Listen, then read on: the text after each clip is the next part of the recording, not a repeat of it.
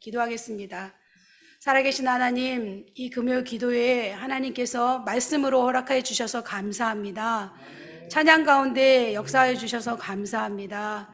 하나님, 오늘 말씀 가운데 주의 성령께서 입술을 주장하여 주시고, 하나님 사람의 소리는 가리워 주시고, 주의 성령께서만 하나님 말씀하여 주실 줄 믿고, 하나님 줌에 계신 모든 분들과 하나님 4층에서 5층에서 함께하는 우리 영배학생 모든 분들과 함께 하나님 말씀 나눌 수 있도록 능력에 능력을 더하여 주시옵소서. 감사드리며 예수님 이름으로 기도드렸습니다.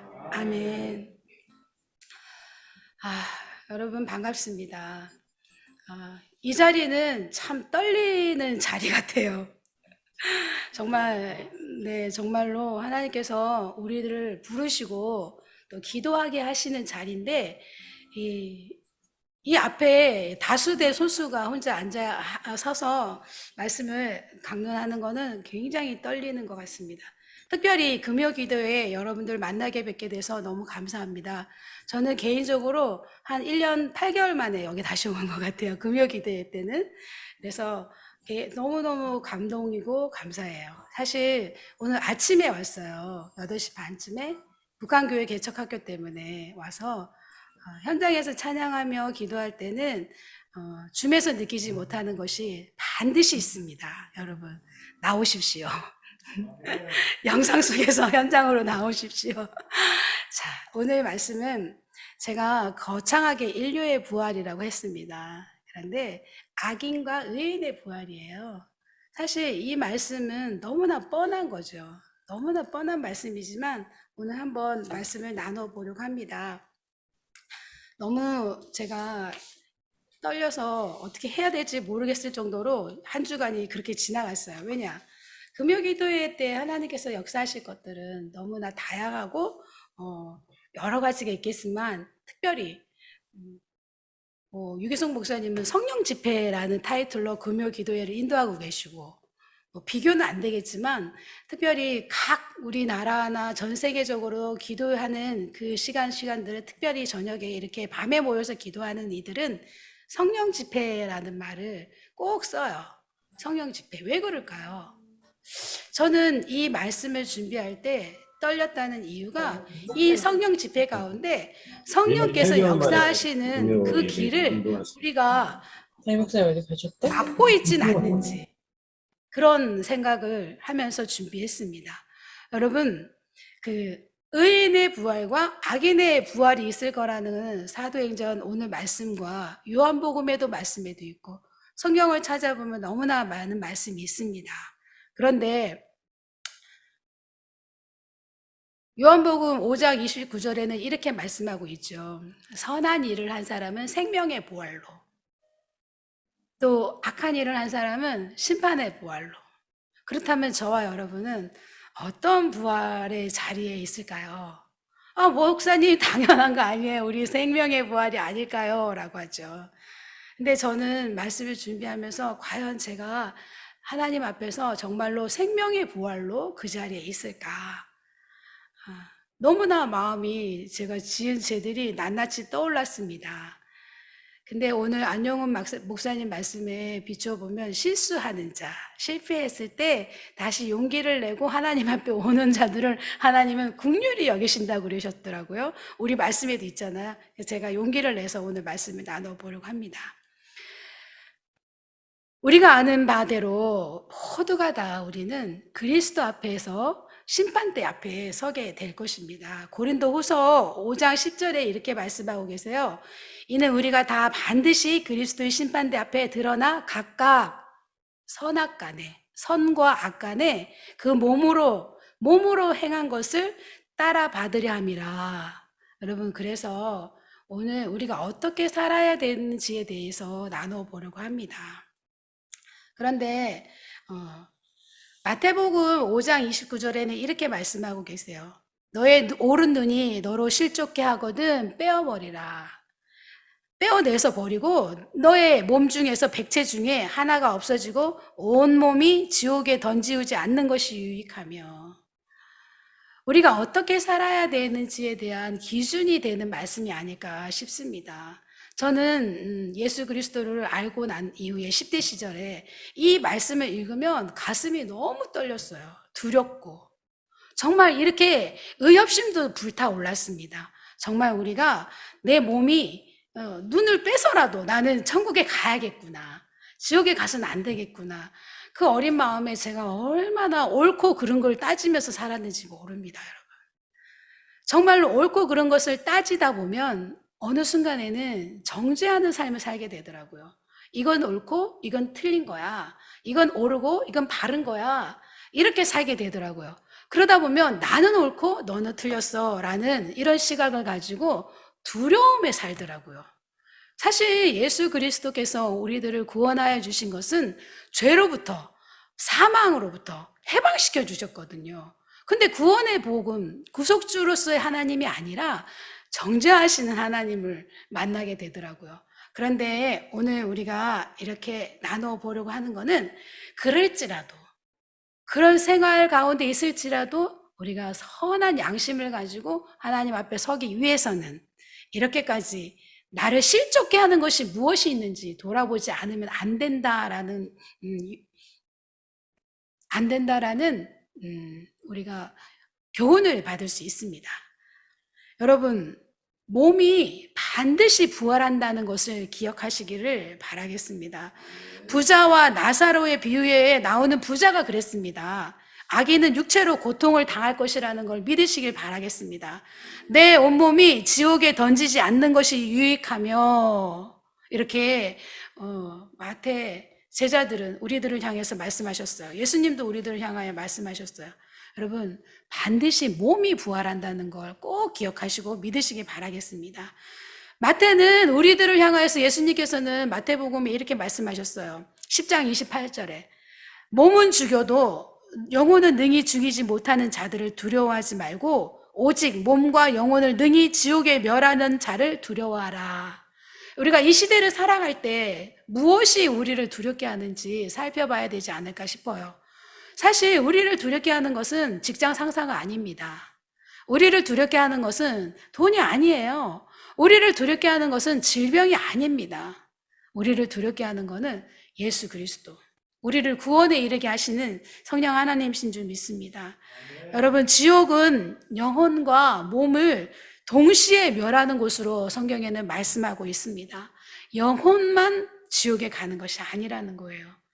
그러면 어떻게 이렇게 지옥에 대해서 성경은 기록하고 있느냐? 예수님께서 말씀하시는 거거든요. 근데 저는 이 말씀에 예수님은 지옥에 다녀오셨어요. 그래서 지옥을 잘 아시고 이 세상을 지으셨기 때문에 아시는 것 같아요. 그래서 우리들에게 말씀하시는 것 같습니다. 그래서 예수님이 이 지옥에 관해 언급하실 때는 항상 그곳은 육체가 고통받는 곳이다 라고 말씀하고 계십니다. 그런데 여러분, 예를 들면 그 석유 곤로 심지에 불을 붙여서 우리가 밥도 해먹고 난로도 피우잖아요. 근데 그 석유 곤로 심지가 성면이라고 그러더라고요. 그건 타지가 않는데요. 불이 붙으면 벌겋게 달아오르기만 하고, 우리 육체가 그렇다고 예수님이 말씀하시는 거죠. 지옥에 가는 그 육체, 심판받고 지옥에 가는 그 육체가 반드시 있다라는 거예요. 그런데 어떤 사람들은 악인은 죽으면 끝난다라고 생각합니다. 이 세상에서 이 세상이 끝인 줄 알고 삶을 마감해버려요. 스스로 마감합니다. 스스로 자신을 죽이죠. 그 얼마나 어리석은지 모르겠습니다. 그것은 스스로 이 생명을 끊는 거는 정말 사단의 속임수라는 거 우리가 꼭 기억해야 되지 않을까 싶습니다. 바울은 자신을 고소하는 사람들에게 부활의 소망에 대해서 설교하고 있습니다. 바울이 총독 앞에서 변론을 하는데 세 가지를 변론합니다. 하나는 소요했던 그 죄악을 변론하고, 또 두 번째는 성전을 반란을 했다고 죄를, 반란죄, 또 세 번째는 성전 모독죄. 이렇게 세 가지로 이유로 지금 고소당해서 총독 앞에서 자신이 스스로 변론을 하고 있습니다. 그러면서 참신앙이 무엇인지 변론을 하고 있어요. 근데 사도 바울은 부활을 믿지 않는 사두개인들을 향해서 이야기하고 있습니다. 그런데 그 가운데는 유대인도 끼어 있어요. 재판장이신 제사장, 대제사장들은, 유대인들은 예수님의 부활, 우리 삶의 부활을, 영혼의 부활을 믿고 있잖아요. 근데 그들에게 안 믿는 사람들과 믿는 사람들이 합해져 있는 그곳에서 지금 사도 바울은 육의 부활과 영혼의 부활에 대해서, 그것을 악인과 선이라고 부활한다는 것을 다시 한번 꼬집고 있습니다. 사실 이 이야기를 그들 앞에 하지 않아도 됨에도 불구하고 왜 이렇게 부활에 대해서 강조하고 있을까요? 유대인들은 영혼이 육이 살아날 걸 믿고 있었기 때문이죠. 구약을 믿는 대제사장들에게 부활의 소망까지 본인이 예수 그리스도께서 살아나셔서 그것을 증거하고 있다는 것을 증언하는 것입니다. 이것이 바울이 전하는 참 신앙의 복음이 아닐까 싶습니다. 바울은 자신을 변론하는데요. 성전 모독죄에 대해서는 바울 자신은 성전을 더럽힌 일이 없다. 결코 그런 일이 없다.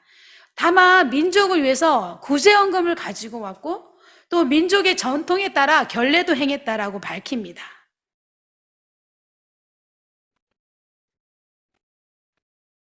억울한 일을 당할 때 여러분들은 이렇게 차근차근하게 변론할 수 있겠습니까?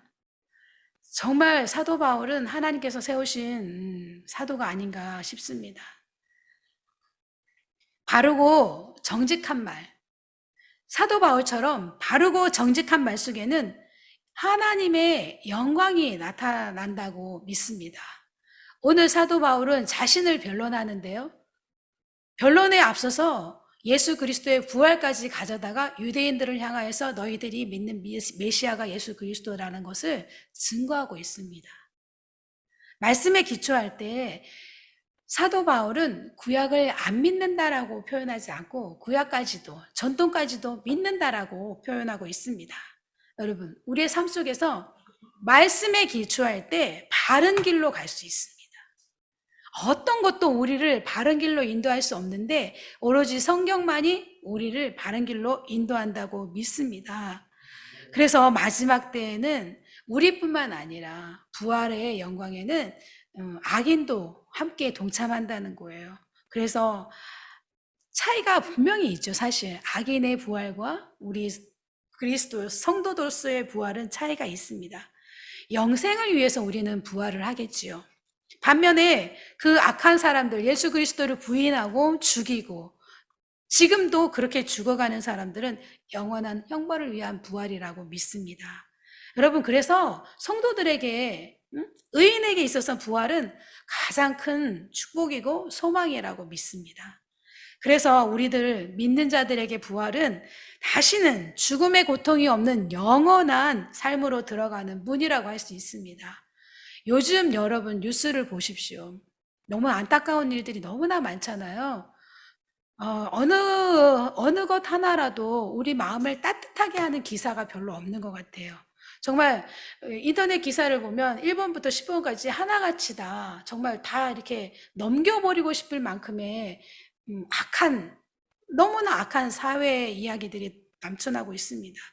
그 악하게 아버지를 죽이고, 뭐 어린 딸을 죽이고, 부모를 죽이고, 믿는다고 죽이고, 아프가니스탄만 생각하면 우리 너무나 마음이 아프잖아요. 우리 양심이 찔리잖아요. 저 북녘 땅을 생각해도 그렇잖아요. 지도자를 잘못 만난 이유로, 그 땅에 태어났다는 이유로 그렇게 죽어가고 있지 않겠습니까? 여러분, 우리에게 있어서 그들에게도 소망이 있습니다. 예수 그리스도를 알면서 죽어가는 이들에게, 믿으며 죽어가는 그들에게 부활의 소망이 있다는 걸 우리가 믿기 때문에 오늘도 기도의 자리에 온 줄 믿습니다. 여러분, 그래서 우리는 열방샘 교회 성도 우리들은 부활을 생각할 때에 영광스러운 부활만 있지 않다. 영광스러운 부활만 있지 않다. 저주스러운 부활도 반드시 있다는 것을 기억해야 될 것입니다. 그래서 성도가 이렇게 살아내려면 어떻게 해야 될까요, 여러분? 마태복음 9장 43절에는 너의 손이 범죄하거든 찍어버리라. 찍어버리라. 이렇게 말씀하고 있습니다. 다니엘서 12장 2절에는 땅의 티끌 가운데서 자는 자 중에 많이 깨어 영생을 얻는 자도 있겠고 수욕을 받아서 무궁히 부끄러움을 입을 자도 있을 것이며, 여러분 우리가 이렇게 영원히 부끄러운 부활을 당해야겠습니까? 아니죠. 정말 내 손이 범죄했다면 그 손을 찍어 버려서라도 우리는 영광스러운 부활에 동참하시기를 간절히 소망합니다. 여러분, 이 일을 기이 여기지 말라. 무덤 속에 있는 자가 다 그의 음성을 들을 때가 오나니 선한 일을 행한 자는 생명의 부활로, 악한 일을 행한 자는 심판의 부활로 나오리라. 요한복음 5장 29절 말씀입니다. 그리고 계시록 20장 13절 14절에는 이런 말씀이 있습니다. 바다가 그 가운데서 죽은 자들을 내어주고 또 사망과 음부도 그 가운데서 죽은 자들을 내어주매 각 사람이 자기의 행위대로 심판을 받고 사망과 음부도 불못에 던지우니 이것은 둘째 사망 곧 불못이라. 여러분 얼마나 끔찍한가요? 사망도 나중에는 재판을 받는 거죠. 심판을 받는 거죠. 이처럼 우리가 이 부활에 있어서는 꼭 기약해야 되는 거죠. 나는 믿으니까, 나는 구원받았으니까 영광스러운 부활에만 있을 거야 라고 믿지 않고, 여러분 믿지 않는 그들을 향해서 복음의 증인이 됐으면 좋겠습니다. 오늘 제가 남북사랑학교 아이들하고 성경 공부를 했습니다. 아이들의 그 눈을 마주치면서, 왜냐하면 이렇게 딴짓하지 않게 하려고요. 칠판에 써가면서 예수 믿는다는 게 과연 뭘까? 예배하기 위해서는 무엇이 필요할까? 정말 희한한 대답들이 나왔습니다. 예배하기 위해서 입이 필요하대요. 왜? 찬송을 해야 되고 말을 해야 되니까 입이 필요하대요. 그리고 예배하기 위해서는 지하철이 필요하대요. 와야 된다고. 정말 깜찍한 이야기 아니겠어요? 그리고 또 눈도 필요하대요. 봐야 된다고. 근데 예배하기 위해서 성경이 필요하다는 건 끝내 안 나오더라고요, 여러분. 그러면서 제가 말씀을 나누면서 그 친구들하고 정말 재밌게 수업을 1시간 진행했습니다. 하나님께서는 우리들에게 예배 자리로 와서 믿음의 증인이 되라고, 복음의 증인이 되라고 한다는 사실을 여러분 꼭 기억하시길 바라겠습니다. 복음의 증인이에요, 여러분. 다른 것이 아닙니다. 복음을 전하는 것이, 복음을 예수 그리스도가 다시 사셨다. 오늘 사도 바울은 21절에 보면 서서 외쳤다고 그래요. 서서 외쳤다. 무엇을 외쳤을까요? 죽은 자의 부활. 사도 바울이 지금 서서 외치는 게 여러분 뭐냐면, 내가 죽은 자의 부활에 대하여 오늘 너희 앞에 신문을 받는다. 여러분들은 부활의 증인을 증거해 보셨습니까? 예수 믿어. 예수님 믿어야지 우리가 하늘나라 갈 수 있고 구원받을 수 있다라고 여러분 전하지 않았습니까? 예수님이 다시 사셨어 라고 전하셨나요? 우리는 전도할 때 전도 방법을 약간 바꿔야 될 것 같아요. 다시 돌아가야 되는 것 같아요. 복음의 증인은, 사도 바울은 지속적으로 사도행전에서 무엇 때문에 고통받느냐, 다른 것이 아니에요. 예수님께서 다시 살아나셨다. 죽은 자인데, 죽었었는데 다시 살아났어. 그 이야기를 한다고 해서 계속 지속적인 고난을 받고 박해를 받고 매를 맞습니다. 오늘날 우리는 이 사실이 희미해졌습니다. 예수님이 다시 살아나셨어는 부활절 때만 우리가 외칩니다. 제가 부활 찬송을 잠깐 찾아봤더니 몇 장 되지도 않아요. 부활 찬송은 175장부터 179장까지. 그 주제가 몇 장 되지도 않습니다. 그런데 이 성경에 있어서 예수님이 다시 살아나셨다라는 것을, 예수님이 죽은 자들로부터 다시 살아나셨다는 것을 전하는 자들이 제자들이었어요. 그런데 제사장들은 그것만 전하지 말라고 그랬습니다. 예수님이 다시 살아나셨다는 것을 전하지 말라고, 그것만 전하지 말라고, 예수님이 구세주라고 이야기하는 거 전하지 말라고 한 것이 아니라 예수가 다시 살아났다, 이것을 전하지 말라고 한 것이죠. 그런데 오늘날 2000년 동안 그것은 계속 지속적으로 전하여지고 오늘날 저와 여러분 앞에까지 들려지고 우리가 전하고 있습니다. 오늘 사도 바울이 이렇게 예수님께서 다시 살아나셨다는 것을 전하다가 신문을 받게 된 것입니다. 여러분, 이러려면 우리가 어떻게 해야 될까요? 몸은 죽여도 우리의 영혼을 죽이지 않는 하나님을 두려워해야 되는 이유입니다. 이처럼 우리가 부활에 있어서 성도가 양심이 없어졌다면 그것은 믿음이 사라진 거죠. 이 부활의 양심이 없어졌다면 성도로서 믿음이 어떻게 됐겠어요? 양심이 문제가 있는 것입니다. 여러분, 양심하면 또 우리 선조들이 많이 있죠. 얼마나 바른 양심, 도덕적으로, 그 유교 사상으로, 효사상으로 나라를 사랑하고 나라에 충성하고 부모에게 효도하고 자녀를 정말로 우리 선조들은 하나님 앞에서가 아니라 양심 앞에서 바르게 살았습니다. 전 세계적으로 우리나라처럼 정직한 나라가 없다라고 어느 학자들이 연구한 것이 제가 유튜브에서 본 적이 있습니다. 정직은 우리나라에 뼛속 깊이 새겨져 있습니다. 우리나라가 이 전쟁 이후에 빨리 부흥할 수 있었고 빠르게 선진국화 될 수 있었던 큰 이유 중에 정직이라고 누군가는 연구를 해서 발표를 한 것을 제가 봤습니다. 여러분, 이 정직은 어린 아이부터 할머니까지 배우거나 못 배우거나 어떤 사람들이라도 대한민국 사람들이라면 정직합니다. 농사 짓는데 정직하지 않으면 농사를 지을 수 없습니다. 공장에서 바르게 일하지 않으면 불량품 덩어리들만 나옵니다. 우리가 정직하게 자녀들을 키우지 않으면 자녀들이 올바로 우리들을 따르지 않습니다.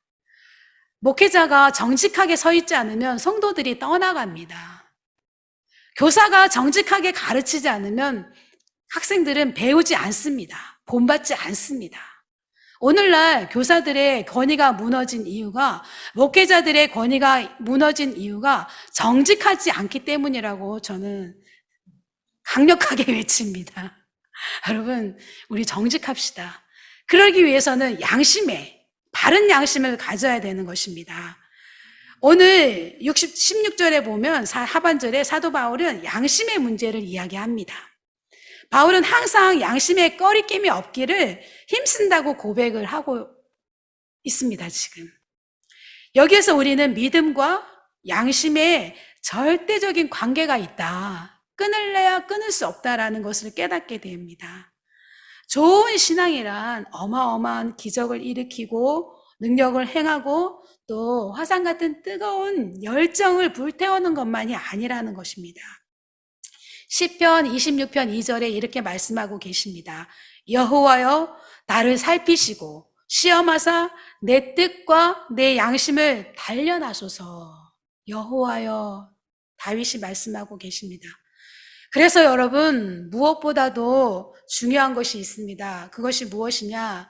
저와 여러분의 양심이 예민해져야 된다라는 것입니다. 바울은 이렇게 기적을 일으키는 등의 마음을 다하지 않았습니다.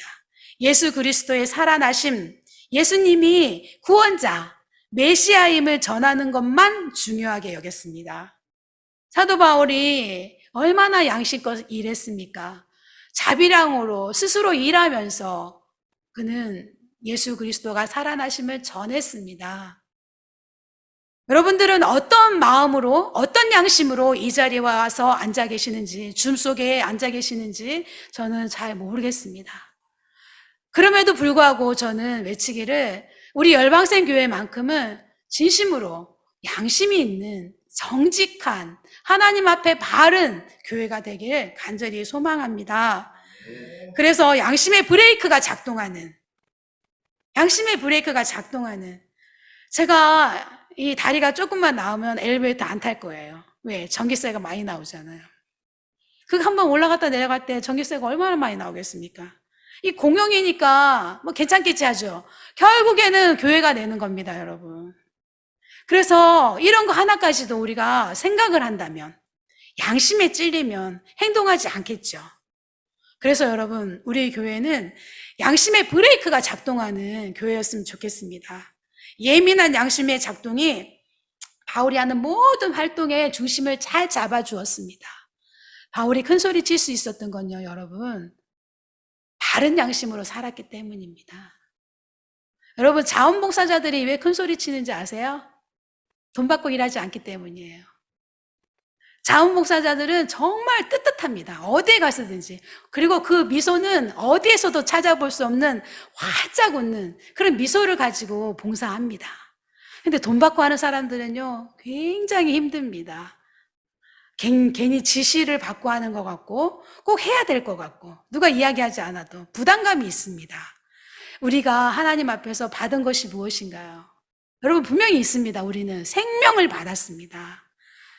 그렇다면 저와 여러분, 그 양심의 브레이크가 작동이 됐으면 좋겠습니다. 하나님 앞에서 우리가 그 받은 생명을 우리가 어떻게 하나님 앞에 사용해야 되는지. 그래서 신앙생활에 있어서 다른 길로 가지 않도록, 우리를 바른 길로 설 수 있도록 도와주실 것이라고 믿습니다. 그래서 시편 7편 9절에는 이렇게 말씀하고 계십니다. 악인의 악을 끊고 의인을 세우소서. 우리의 악을 끊고 하나님 우리를 세워주셔서 기도하는 저와 여러분 됐으면 좋겠습니다. 의로우신 하나님이 사람의 마음과 양심을 감찰하신다고 말씀하셨습니다. 고린도전서 10장 29절에는 이렇게 말씀하고 있습니다. 내가 말한 양심은 너희의 것이 아니다. 나의 것이다. 어찌하여 내 자유가 나의 양심을 남의 양심으로 말미암아 판단을 받으리요. 여러분, 서로를 향해서 바라보십시오. 상대방의 마음으로 우리가 신앙생활을 해야 될 것입니다. 우리는 내 신앙 지키고자, 내 양심대로 살고자 상대방이 힘들어지는 그런 행동은 하지 않는 우리 열방생 교회 되기를 간절히 바라겠습니다. 그래서 여러분, 양심이 마비된 것을 감추려고 하지 마십시오. 내 양심이 무뎌졌다라고 하나님 앞에 고백하십시오. 저도 날마다 고백하는 신앙생활을 하겠습니다. 하나님 앞에서 우리가 성도로서 하면 안 될 것들. 제가 오늘 어떤 청년, 우리 학생의 목에 걸려있는, 요즘에는 희한하게 라이터가 나오더라고요. 라이터가 목걸이처럼 나왔어요. 근데 제가 그것이 바로 캐치가 되는 거예요. 그래서 세상에 너무 신기해서 내가 바로, 어머, 이게 뭐니? 라이터네. 그리고 딸깍 했더니 불이 켜지는 거예요. 여러분, 그 친구가 얼마나 난감해 하는지, 그 남자애가 이렇게 키 큰 애가 자기 목걸이 라이터를 보고 이렇게 와서 불을 켜본 사람은 제가 처음이래요. 물어보는 사람은 있어도 이게 작동되는지 안 되는지 켜보는 사람은 처음이라는 거예요. 제가 맞을까봐 얼른 저리 가라고 했습니다. 여러분, 그런데 여러분, 우리에게 있어서 양심이 있잖아요. 신앙의 양심, 성도의 양심. 그 성도의 양심을 지켜낼 때는 때론 욕을 먹을 수도 있습니다. 그렇지만 하나님 앞에서 여러분, 바른 길로 갈 때 잘 잡아주기 위해서 상대방의 양심이 끓여지게 하는 행동은 하지 말고 품을 수 있는 저와 여러분 되기를. 그래서 그 사람이, 그 마음이 마비된 그 양심이 조금이라도, 오늘 그 청년은 다시는 안 걸고 올 거예요. 그거 제가 보란 듯이 딸깍을 해버렸기 때문에. 그렇게 우리가 만져주고 터치해주면 같이 하나님 앞에 그 삶이 회복되어지리라고 저는 믿습니다. 여러분, 양심이 마비된 상태에서는 못할 일이 없을 것 같아요. 어쩌면 사람이 그렇게 할 수 있을까? 그럴 수 있습니다. 왜? 양심이 없기 때문이죠. 인간의 탈을 쓴 사람이지만 양심이 없기 때문입니다. 마비되었기 때문입니다. 이렇듯 우리에게 양심이 얼마나 중요한지요. 성도에게 있어서는 이렇듯 양심이 중요합니다. 그래서 어떤 면에서는 열심보다도 더 중요한 게 양심이 아닐까 싶습니다.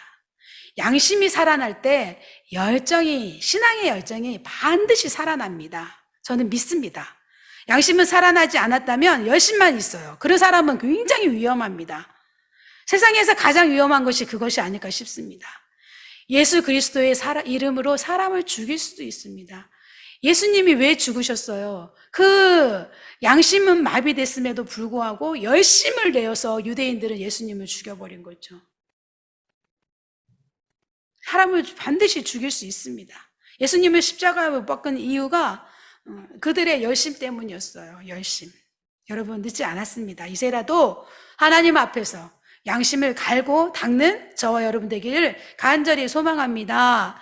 그래서 성도라면 이렇게, 사실 여기에 지금 침이 튀겨가지고요, 닦아야 돼요. 유리알처럼 깨끗한 양심이 있어져야 되지 않을까 싶습니다. 성도라면 맑고 투명한 양심을 가지는 우리 되기를 간절히 소망합니다. 아주 작은 것이라도, 정말 아주 작은 것이라도 하나님 앞에서 비춰진다면, 작은 실수라도 하나님 앞에서 마음 아파할 줄 아는, 제가 지지난주죠, 우리 우리 청년들에게 이렇게 설교했습니다. 오늘날에는 죄가 그냥 자각하고 만다. 회개하지 않는다. 죄를 체크합니다. 내가 잘못한 죄를 체크. 말씀을 읽지 않았네? 기도하지 않았네? 전도하지 않았네? 누구는 뭐 이렇게 신앙의 양심대로 죄를 체크합니다. 그리고는 내가 잘못했구나 하고 그냥 클릭 휴지통에 버려버립니다. 그러면 삭제가 됐어요. 우리 죄가 삭제가 됐을까요? 죄가 없어졌을까요? 내가 죄를 자각했다고 해서 그 죄가 사라집니까? 아닙니다, 여러분.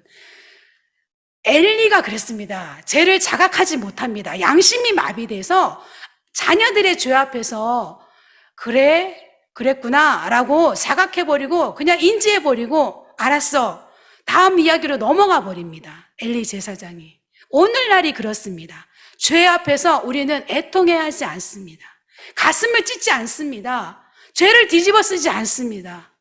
오늘 이곳에 나온 저와 여러분은 하나님 앞에 죄가 느껴졌고 작은 실수가 깨달아졌다면 자복하는, 애통해하는 그런 시간 되기를 간절히 소망합니다. 그래서 무릇 지킬 만한 것보다 더욱 너의 마음을 지키라. 생명의 근원이 이에서 남이니라. 생명의 근원이, 생수가 예수 그리스도께서 우리 안에서 작동하시려면 우리의 양심이 하나님 앞에 회개받아야 되는 거죠. 죄사함을 받아야 되는 거죠. 로마서 9장 1절부터 2절 말씀에 내가 그리스도 안에서 참말을 하고 거짓말을 아니하노라. 내게 큰 근심이 있는 것과 마음에 그치지 않는 고통이 있는 것을 내 양심이 성령 안에서 나로 더불어 증거하노니. 여러분, 내가 나를 증거한다고 그래. 내 양심이 성령 안에서 내 죄를 증거한다라고 그래요. 우리에게 그런 일들이 끊임없이 일어났으면 좋겠습니다. 베드로는 우리를 향하여서 선한 양심을 가지라고 말씀하고 있습니다. 3장 16절에.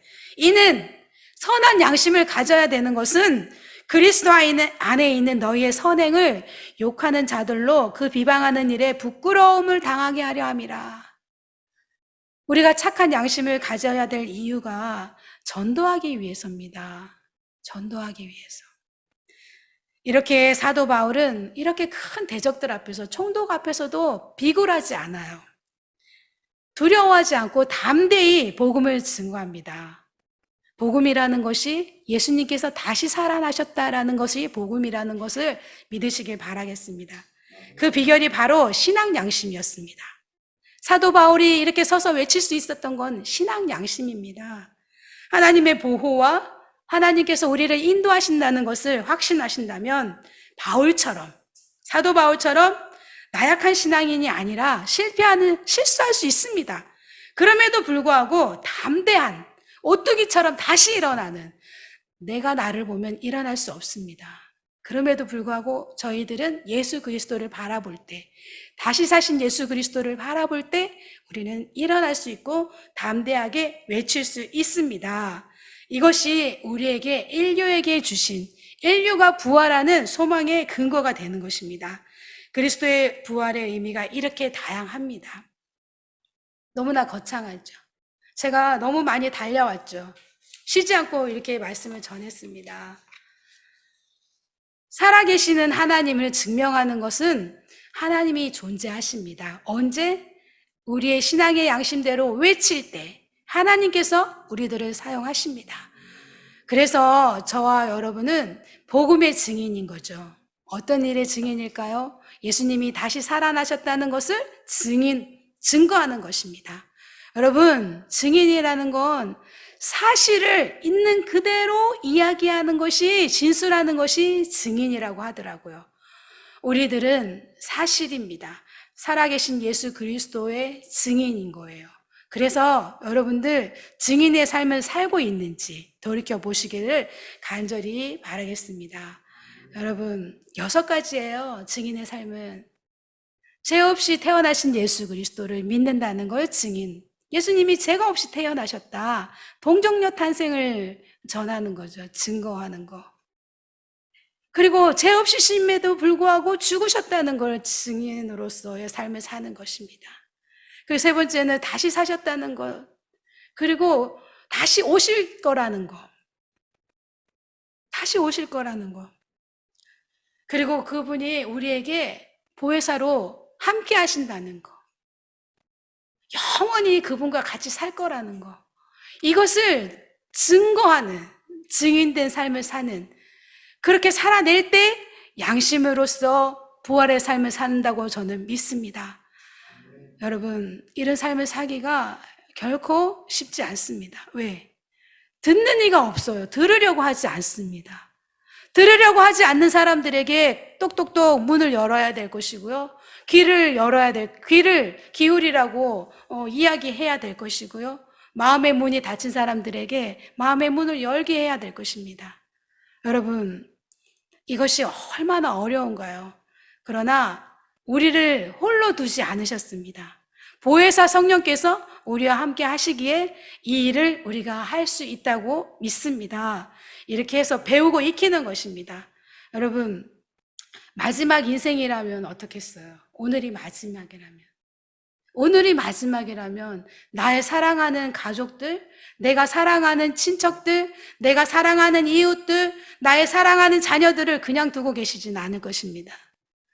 우리는 그들을 향해서 애달파하면서 애통해하면서 함께 기도의 자리로 가게 하실 줄로 믿습니다.